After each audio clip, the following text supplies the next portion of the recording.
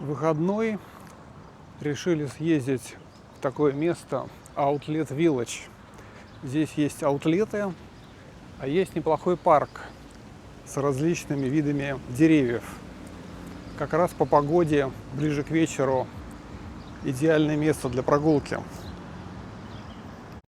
Если все засадить и вовремя поливать через трубочки, то очень даже зеленая местность. Практически пампасы с деревьями, травой и каким-то подшерстком из кустов.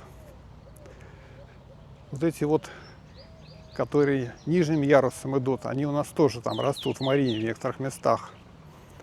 В принципе, здесь выбор растений довольно однотипный, как я понимаю. Те, которые приживаются в этих неприхотливых условиях.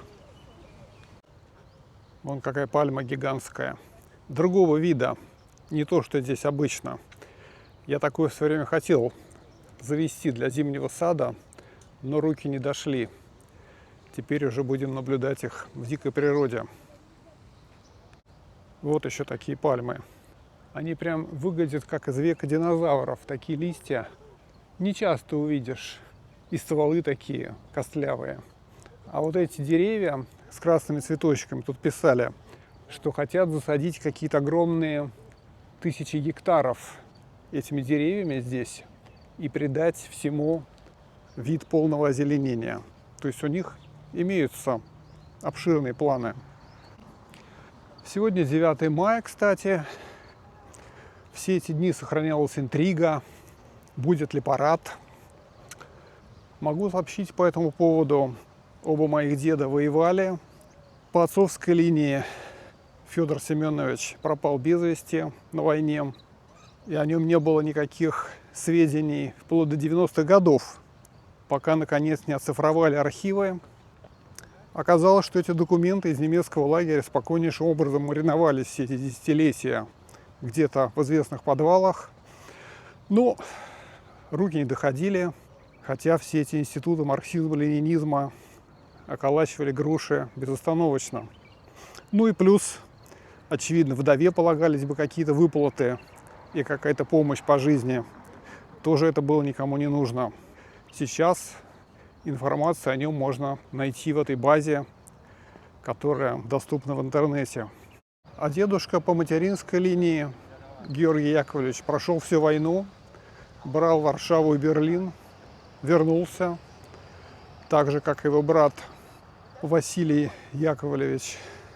И надо сказать, что сколько мы встречались, конечно, и в гостях, и много общались в детстве, насколько я помню, ни разу никто из них ни одним словом не вспоминал о войне, не рассказывал.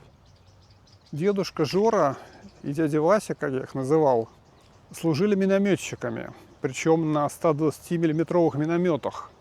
Эти виды вооружения располагались в некотором тылу, ну, скажем так, не прямо на передовой. И это, в общем-то, повышало степень выживания, почему, видимо, они пережили войну. Чего не скажешь о пехотинцах.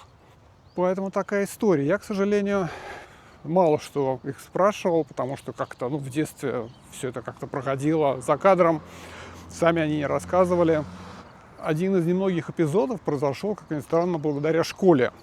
У нас там был какой-то урок, просили всех сделать интервью с ветераном. Ну, все, конечно, опрашивали дедушек. И вот деда Жора рассказывал, что было у него задание на каком-то фронте оборудовать наблюдательный пункт. И он на каком-то дереве, значит, наблюдал за фашистами и докладывал командиру. Вот, наверное, единственное воспоминание, которое он передал в виде такой истории. Поэтому действительно об этом никто из настоящих воинов старался не вспоминать. Я думаю, что от нынешнего все они бы просто перевернулись в гробу. Весенний лес. И, кстати говоря, вот это перед нами просто-напросто синица. Такая же, как в средней полосе. Или, по крайней мере, очень похожая. Сейчас, конечно, милое дело. А птицы чувствуют наличие деревьев и слетаются в эти районы. Им здесь есть где развернуться. Вот, Риверленд. Мы здесь когда-то бывали. Он, кстати, почему-то не работает, судя по всему. Там воссоздана архитектуры средневековой Европы. И начинается она, конечно, с Макдональдса. Ну, будем гулять вокруг. Дорожек здесь много. Виднеется эта архитектура, которая состоит из нескольких улиц. Но сегодня оно не функционирует. Может, они вообще на лето закрылись. Целый лес из пальм, кстати говоря. Вот что творится. Это попугаи. Одного, наверное, дома как-то еще можно пережить. Но вот стаю... Но это явно не волнистые попугайчики. Это что-то размером побольше, существенно. Пальмы такие корявые. И вовсе они не пластмассовые, как тут некоторые пишут. Хотя одна пластмассовая у нас есть. Это мы на второй год обнаружили. На стороне GLT сложно отличить от настоящей.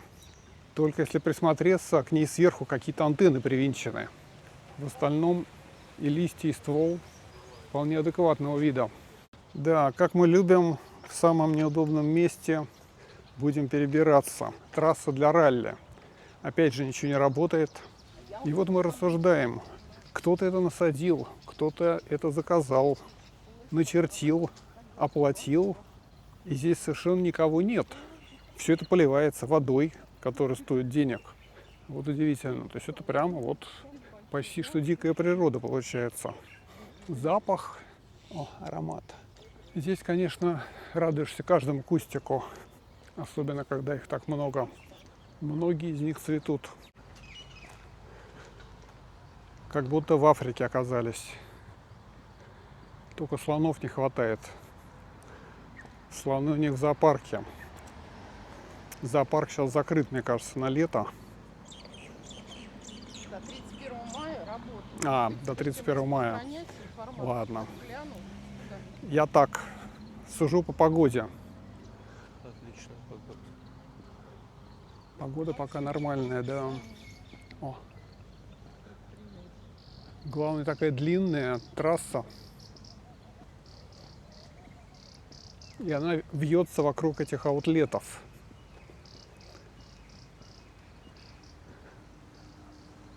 Вот эти, конечно, очень хороши. Но они, по-моему, нет, не пахнут. Но цвет. Главное, нет совершенно листьев, зато огромное количество цветов. Ну, это явно что-то африканское. Такие толстенькие корешки, покрытые цветами. Есть вот декоративная трава, тоже все искусственно посажено. Так что это не просто поле, куда типа пришел и оно само там выросло. Все это требует большой работы. Я, как ценитель зимних садов, могу подтвердить. Даже с десятком квадратных метров можно колупаться несколько дней. А здесь что творится? И мы в цивилизованном месте оказались. Здесь можно было бы даже на гольф-каре путешествовать.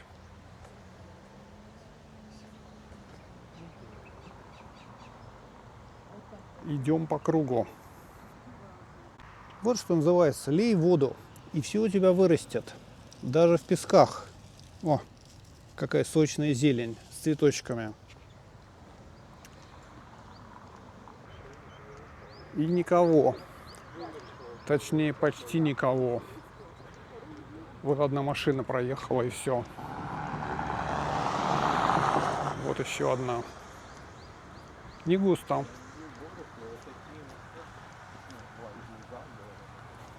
Причем это даже не какая-то территория парка, это просто вот вокруг.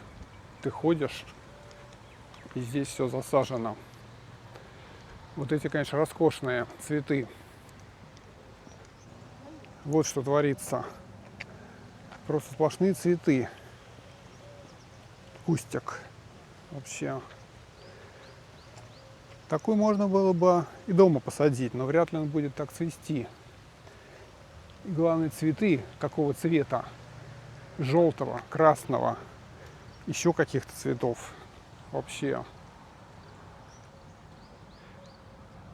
Тут какие-то стручки типа гороховых. Целая ботаника. Глаз и правда радуется. Не весь Дубай такой, как у нас в Дубай-Марине.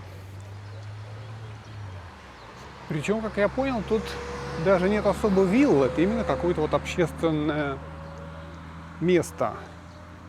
Здесь этот неработающий средневековый город, аутлет, а вот вокруг него целый парк. Ни одной живой души на всю эту красоту. Некому посмотреть. Может быть, и правда все разлетелись в ожидании, пока ситуация успокоится. Но мы наслаждаемся внешним видом. Не так часто выбираемся, но детей не хочется особо напрягать. С другой стороны, день на компьютере, купание, прогулки. Вчера ходили на Blue Waters. Уже довольно жарко. Прогулка заняла 3 часа, так, на минуточку. Хотя там идти, в принципе, рядом. Потому что идешь медленно, размеренно. По дороге еще зашли в Макдональдс. Выпили по горячему шоколаду с тортом. Ну так, чтобы не особо разгоняться. Поэтому весь вечер на природе. Море, конечно, вокруг. Но зелень там поменьше. Хотя Blue Waters неплохо озеленен. Насыпной остров. Вот такая прогулка. Ничего вроде такого нет вокруг, но очень размеренно и приятно. Прохладно, градусов 30. Если никуда не бежать, так вообще идеально. Пейзаж с неожиданным облаком. Такое тоже здесь бывает. Все-таки еще весна. А здесь как-то их уполовинили. Без цветочков эти растения выглядят немножко куца. Все дороги идут к моллу. Так здесь и устроено. Он тоже оформлен в таких средневековых традициях.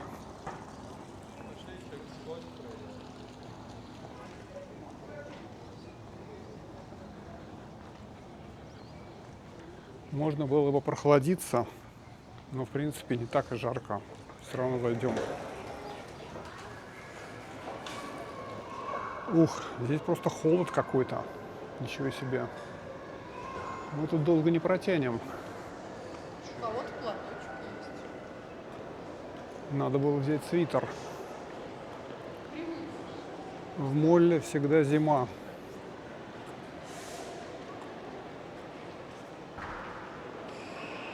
Вот такой огромный зал. Outlet Village. Ладно, прогуляемся здесь, раз приехали. Вот почему никто не ходит по аллеям. Людей тянет в окультуренное место.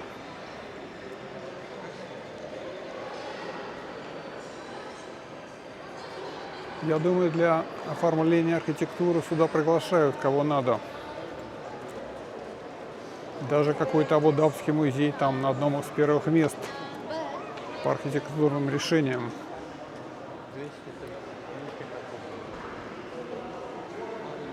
О, опять Альда. Наверняка здесь та же обувь, которую мы выбирали в том Ибн Батутте.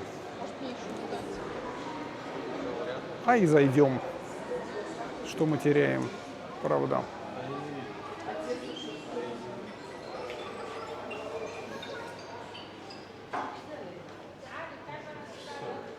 Тут сапоги какие-то, ничего себе. Здесь огромнейший выбор. Даже одних босоножек, вон сколько шкафов.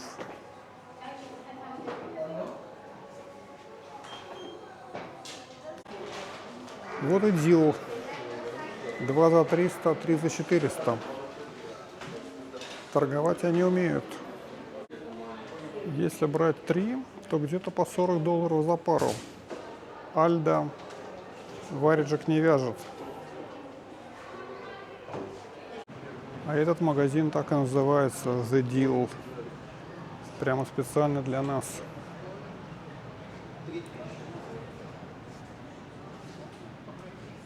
Довольно большие площади.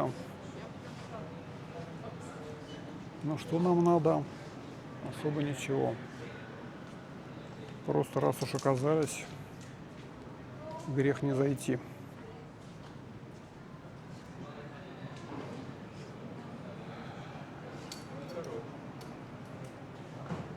Даже что-то демисезонное есть.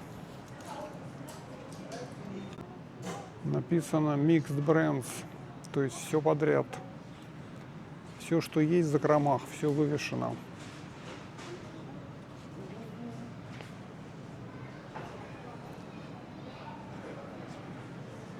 Посмотрим.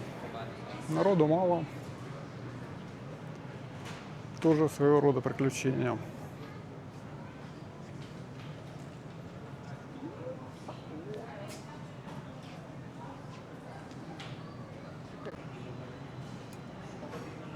Проблеск надежды. Оригинально очень. Приятно, что никто ни к чему не обязывает.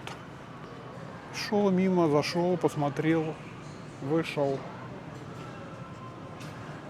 Всего полно, все недорого. Что еще надо для жизни?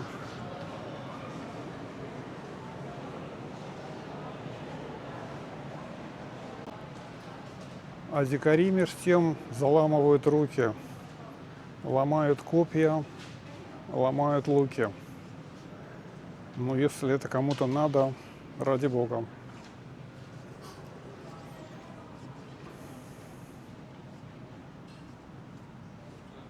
Не обязательно я.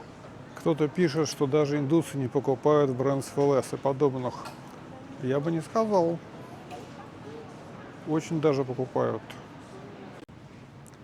Прямо вышивка. Ничего себе. На лето здесь есть все. На зиму, Вот, наверное, нет. А, утепленная. пожалуйста. Слушай, правда, теплая. Ничего себе. Вот, Это шерсть, что ли? Вот, пожалуйста. Не успел сказать, и сразу все нашлось.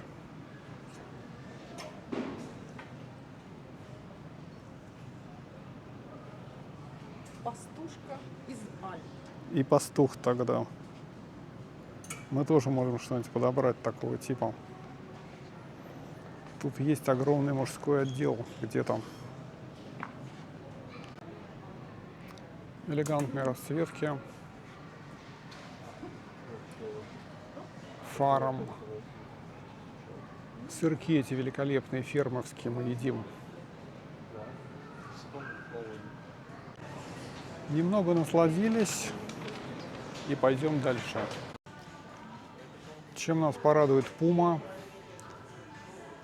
Как минимум огромным количеством коробок,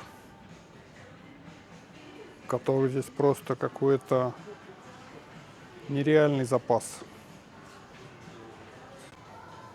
Вот любимый наш слоган, как раз Don't look back. Мы уже здесь, и оборачиваться назад нет смысла.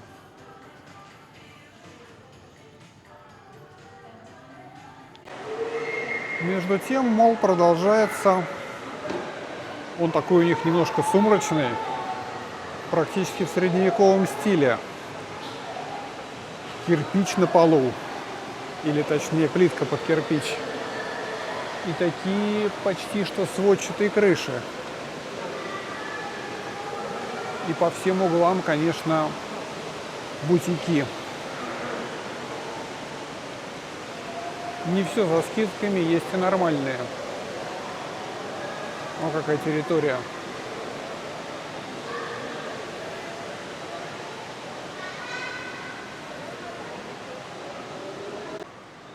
Вот опять же Карден. Здесь даже есть спрос, как ни странно.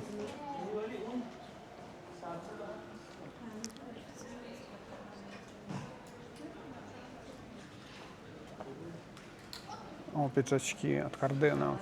Это я понимаю. Тонкая работа. Высокий стиль.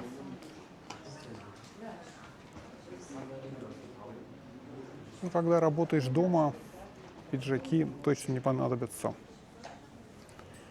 Дети себе и так подберут. У вас не ходят в пиджаках? А, некоторые ходят. У Паши нет пиджака, по-моему. Можно и обойтись.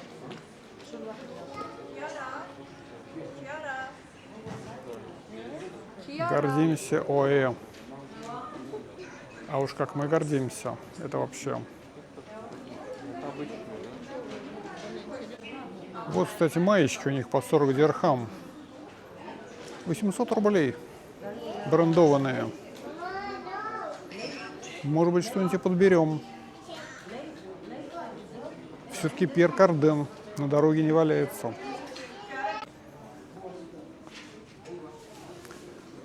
Без лишнего пафоса и за неастрономические деньги.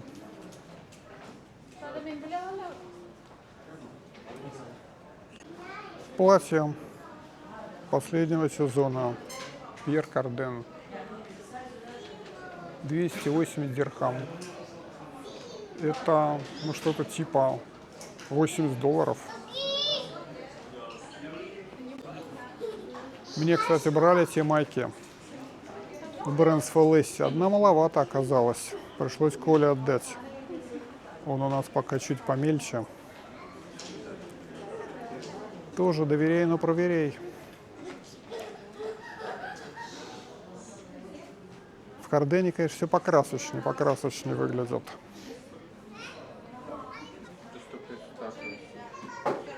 Длинноватая. Стиль какой-то странный, да. Вроде чем длиннее, тем дешевле за квадратный метр. Но, видимо, не все дело в цене. Модель имеет значение. Давайте Клейн тоже посетим, что же. Здесь так устроено. Хочешь, не хочешь, а зайдешь.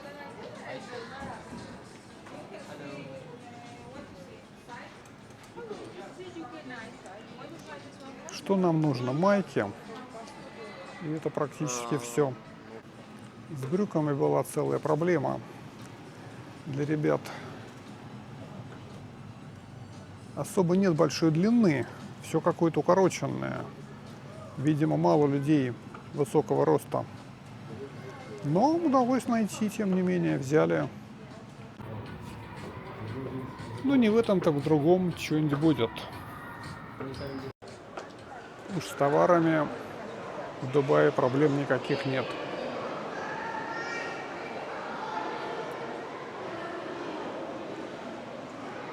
Интересное сооружение. Мне такой стиль тоже нравится.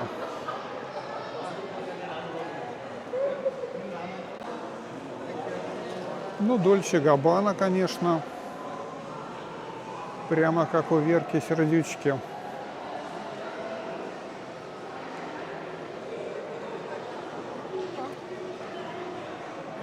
Ладно. Никуда она не денется. Еще один зал. Вот эта конфигурация. Такого помещения хватило бы под целый палеонтологический музей.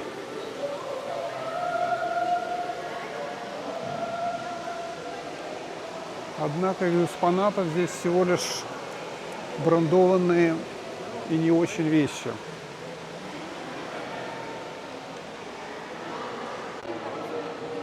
Опера. Я в основном предпочитаю Firefox. Вот видите, не пошло.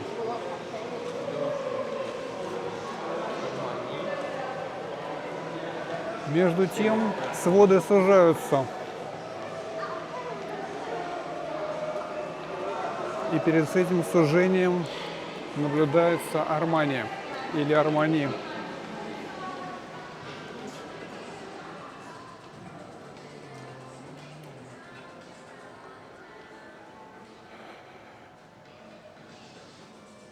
Красота и умиротворение. Эмпорио, Армани. Смотрели тут на днях про них тоже документальный фильм. Эмпорио — это что-то типа молодежного, по-моему, под бренда.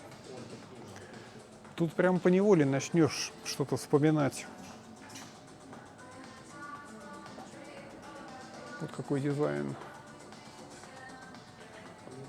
Правда, это оригинально.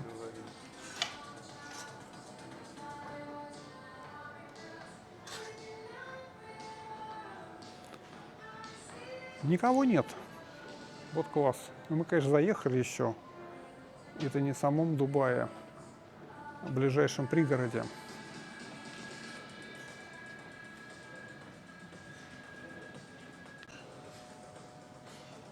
О, мокасины. Ничего себе. Слушай, вот делают вещи, правда.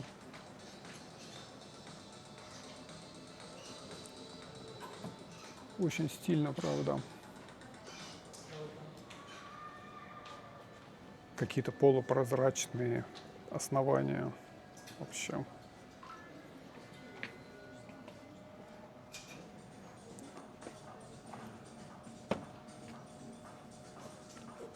Такие тапочки, ничего себе. В таких только на ковре-самолете, мне кажется. Да. 250. Сколько? 250 Я всего. за 250. 300 Это я даже не берусь перевести. Ну, где-то $600. Ну, это уже почти высокая мода. Да, вот чтобы я бы прям вот раз и вот это. Я бы такой сразу купил, если там не стоило 2000. Да, ты купился? Конечно. По приколу. Сколько вы говорите? 6350. Это 2000, что ли? Почти. 44 вискоза, 39 Около $2000. натуральная шерсть, Вот это уже настоящий 9, товар. металлизированное волокно, полиамид и эластан. Понятно. Ну что же, такое. Пиджак без брюк. Без скидки 15. А со скидкой 7.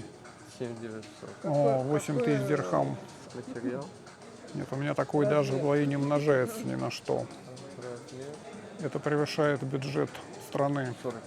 Но материал интересный. Ну, какая вещь. Ну, Армани, да, это, конечно, это вещь. Бесспорно. Будем иметь в виду. Так что здесь не только все скидочное, есть и нормальное. На любой вкус и кошелек. Ароматы духов непередаваемые. То ли кто-то надушился, то ли здесь просто все спрыснуто. И вот эта затемненность, романтика больших покупок. О, Майкл Корс. Такой мы тоже знаем. Сумочки у них неплохие.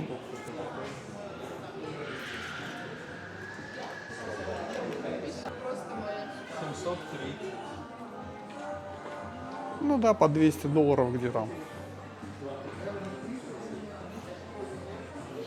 Это недорого относительно. Обувь везде полный завал. Завозят и завозят. Потрясающе мягкая кожа. Это прям кожа? Кожа, да. Класс. Как прям в перчатках. Слушай, вопрос на только ногах. под что, действительно.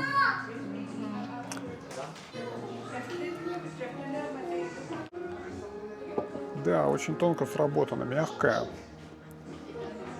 Кожа, конечно, это вещь.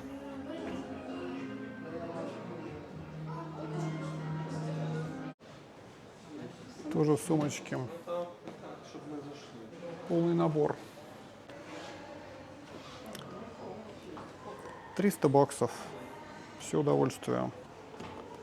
фурла.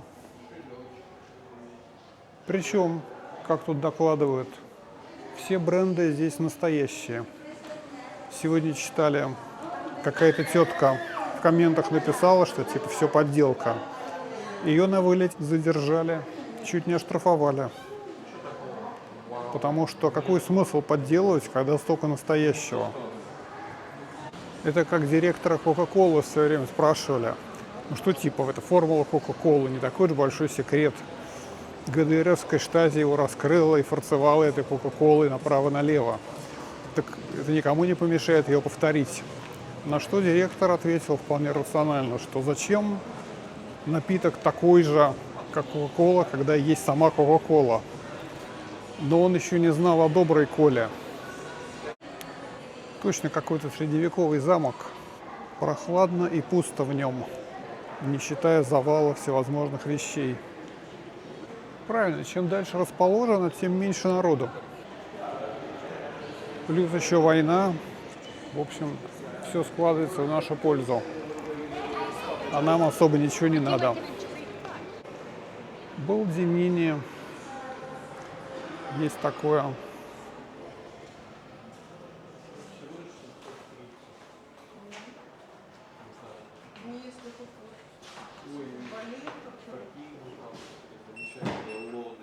Везде скидки какие-то огромные.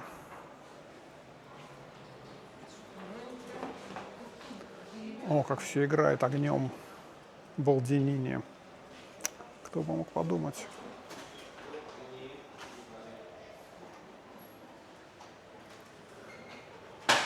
Все, на этих мы даже не концентрируемся. Их слишком много. Спасайся, кто может. Я думаю, что этот молл передает атмосферу Дубая в полный рост. О, Хилфигер. Посетим, как же. И посетим мы его, собственно, насквозь. Вот как. Даже на Хилфигер уже не обращаем внимания. Совсем заелись. Тем временем ночь и тепло. Насколько вот органик? Особенно приятно в этих льняных брюках. Они такие прямо легкие и как раз рассчитаны на жару. Не, великолепно. Надеюсь, что там все растаяло уже. Сдерживают только билеты и расписание полетов. Тут бомбят, там бомбят. Ничего не разберешь. Но здесь, правда, ничего особо не бомбят последние недели. Фиксируются где-то 2-3 дрона, ну, как бы для местной ПВО это просто расплюнуть. Они обмениваются ударами вежливости. Одни запускают пару дронов, другие бросают пару бомб. Восток, я говорю. Прошел этот очередной спокойный день в Дубае. Ай, красота! Подытожила.